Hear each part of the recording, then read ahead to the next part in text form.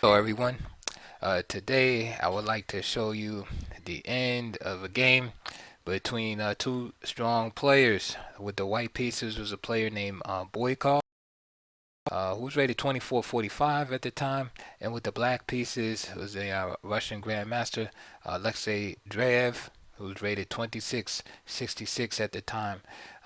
This game took place in Greece in 2006, and I start here in the late, middle game portion, and as you can see, white has an isolated pawn, which black has under siege, and so we have three attackers on the isolated.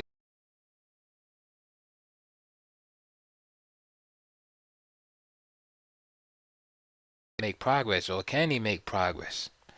This is a type of position that, if you want, you could pause the video and set it up and contemplate over this position, and think about different ways that you would uh, try to make progress, if any, in this position. Um, Isolated pawns, of course, can be weak or strong depending on the position. This in this particular position, the isolated pawn is weak because white has no play for the pawn. There's no knights on the board to utilize the potential outpost squares on e5 and c5, and all white's pieces are in defensive positions, whereas blacks are in positive positions. In other words, to sum up, white is not enjoying the benefits of an isolated pawn. Usually, white, will have when the isolated pawn is good, white can sometimes get the move d5 in, blowing up the center, have attacking chances against the opposing king, and so on. Here is the negative side where the pawn just becomes a liability. However, how can black make progress? You have 3 to 3. There's really no other way to add an additional attacker on the pawn. So white, given time, will just shuffle his pieces back and forth, perhaps without making any. He can't afford to lead the defense of the pawn. And then at the same time, how can black use this to his advantage? This lack of mobility from white. So here's an instructive game here. So first, Grandmaster Dreev plays King G7, just improving the king. Queen E3. Bojkov just shuffles, holds the protection. He's not really doing nothing. And what I like here about this next move is that Dreev increases the pressure on this pawn in a different way by moving his queen. So first he goes Rook 8 D7. There's Queen E4, again just shuffling, and now Queen D8. So you might say, well, what's the difference between the pawn being the queen being on the F6 and D8?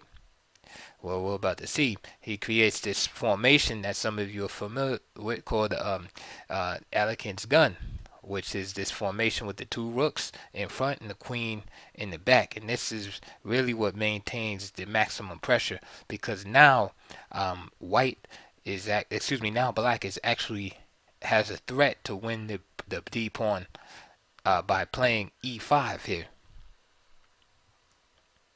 This is why Bojkov plays the move F4, which stops E5.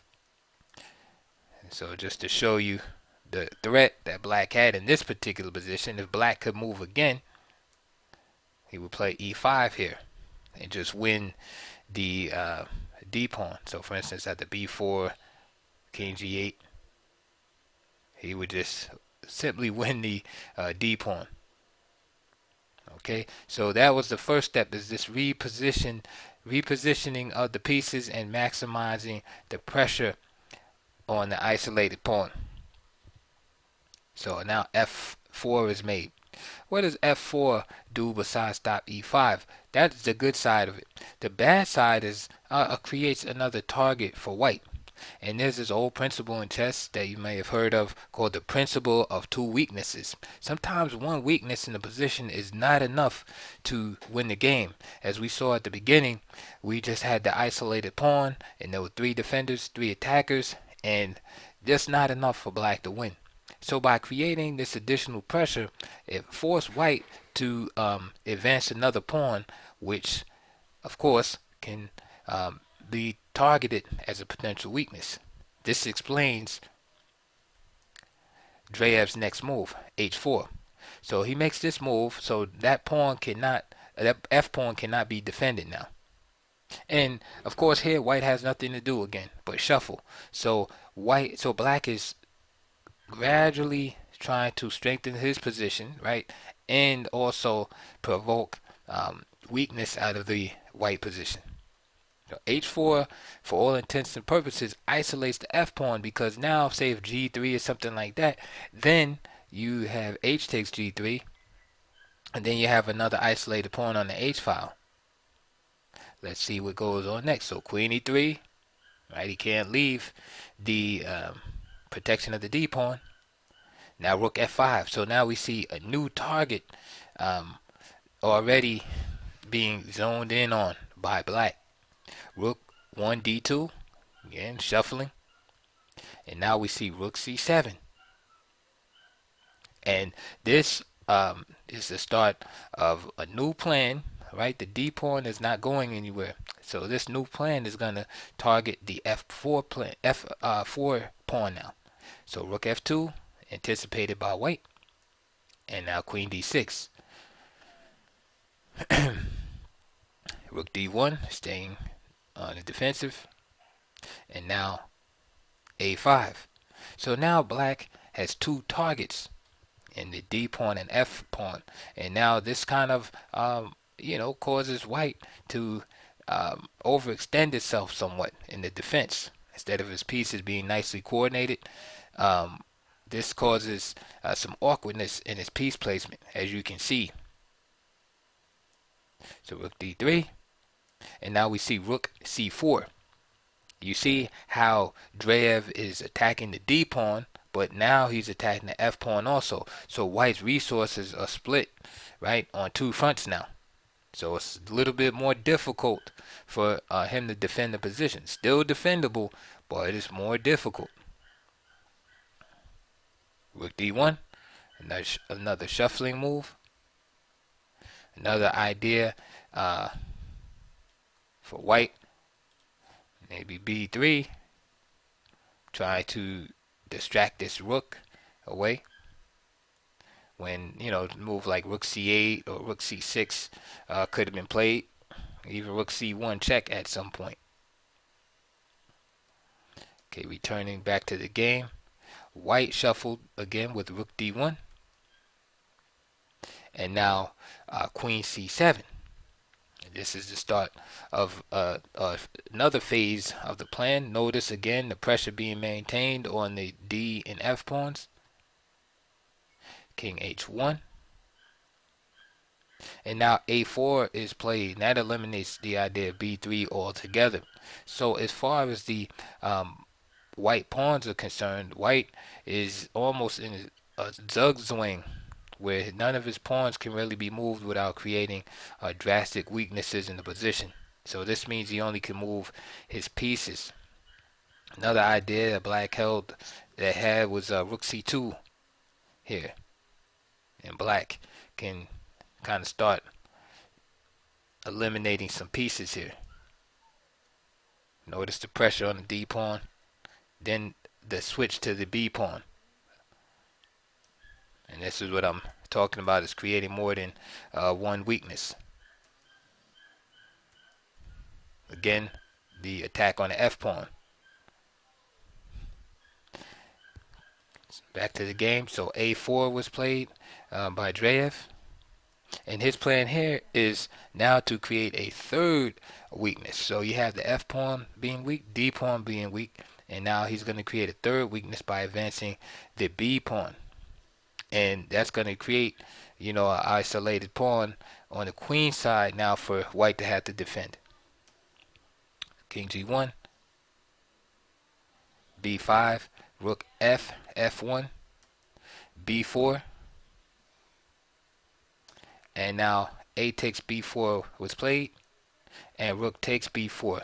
Now you see white now has three well, two isolated pawns, and the f pawn is, for all intents and purposes, isolated because um, white cannot really afford to defend the f pawn with another pawn. Rook d2 is played as the b pawn was attacked, and Dreev plays queen b6. Tremendous pressure. So now you have the b pawn attacked, d pawn attacked, and the f pawn has pressure on it.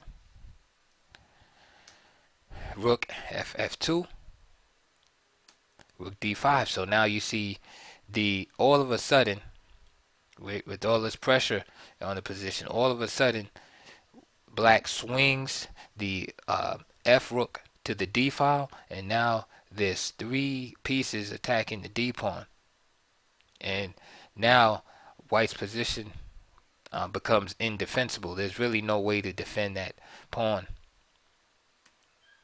So f5 in desperation, trying to open up the position. He takes f5, and you see how the pawn just fell into black's hands just from the sheer pressure that he exerted in the position. So he basically he sacrifices the f pawn so he can defend the d pawn. Rook f4 with pressure on g5. H4. G5 happens. No choice but to go back and defend the b pawn. f4 from Dreev, hitting the queen. Queen c3, and now the d pawn falls. King h2, and then just simply queen f6, and white resigned. So I hope that game was, or that late middle game was instructive, as it was to you as it was for me. And again, please comment, like, and subscribe. And any questions I will try to answer as soon as possible. And I'll see you all on the next video.